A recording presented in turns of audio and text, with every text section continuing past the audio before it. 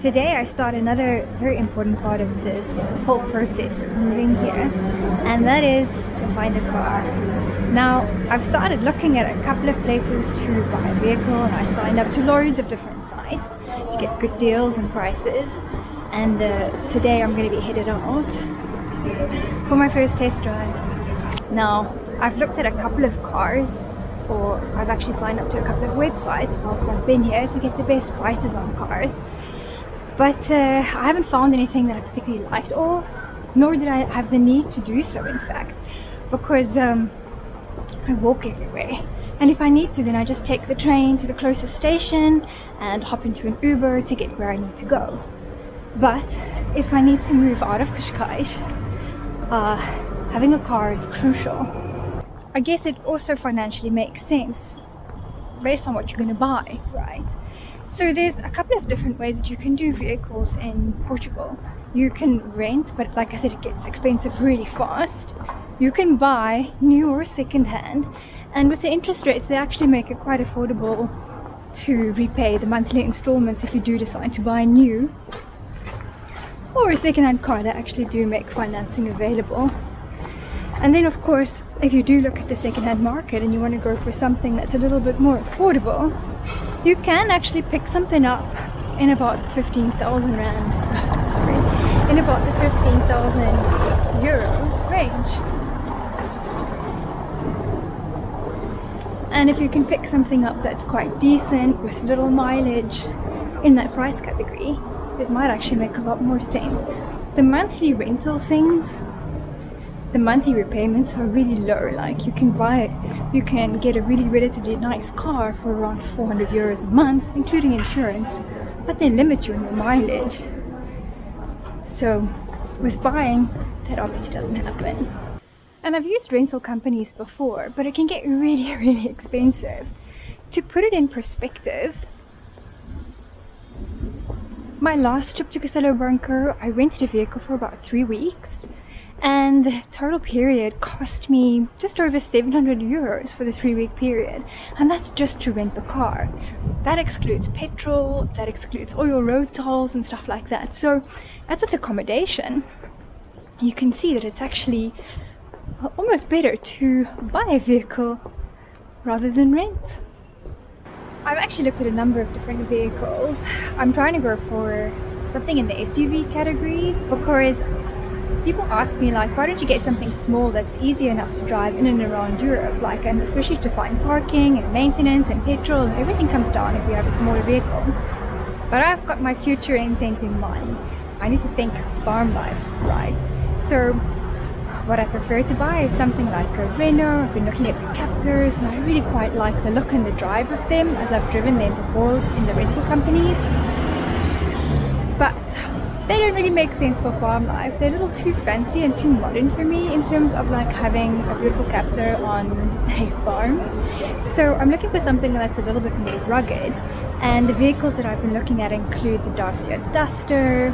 I'm looking at some Nissans, Fords, Kias, but what I think I might just settle on will be the Dacia Duster. There's something about them that I quite like.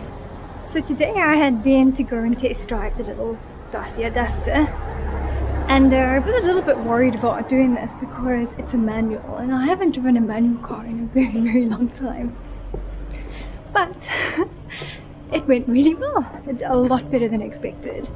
Now, of course, the other thing with me and driving here is that in Portugal they drive on the other side of the road. So originally when I got here, when I rented my first vehicle, it was really tough. Really, really tough to get used to driving on the other side of the road. It was the first time I've ever had to do that. But within a day, I got the hang of it. I've only rented automatic cars here because I just thought that having to deal with like a manual car and gear changes as well on top of like driving on the other side of the road was just going to be a bit ridiculous.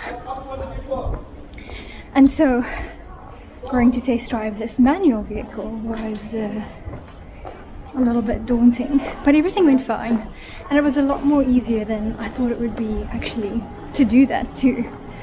And so the test drive went really, really well. like the Dacia. The Duster is nothing fancy at all, but for the moment we're not going for fancy, we're going for practicality.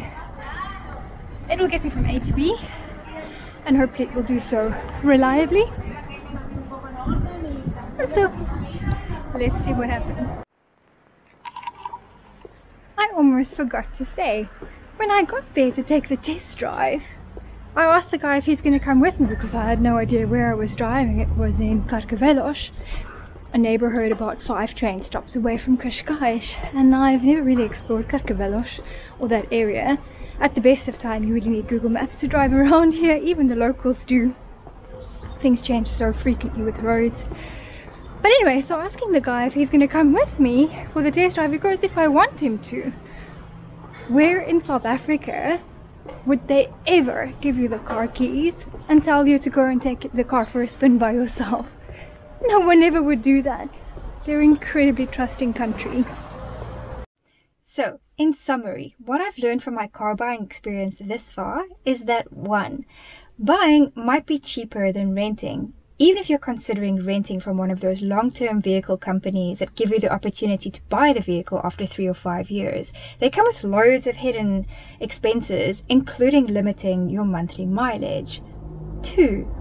I later found out that if you're not paying tax in Portugal, you probably can't get a car loan, which means that this will impact your affordability quite greatly, as you probably will need to buy something in cash. 3. You can pick up a relatively good second-hand vehicle for around 10,000 euros. 4. Buying private is a lot cheaper than buying through a dealership. However, dealerships have to provide you with a minimum of 12-month stand guarantee. And 5. Manuals are a lot cheaper than automatics. So if you are hoping to buy an automatic, you may need to think twice. Stay tuned for part 2 of my vehicle buying experience to find out what I ended up buying.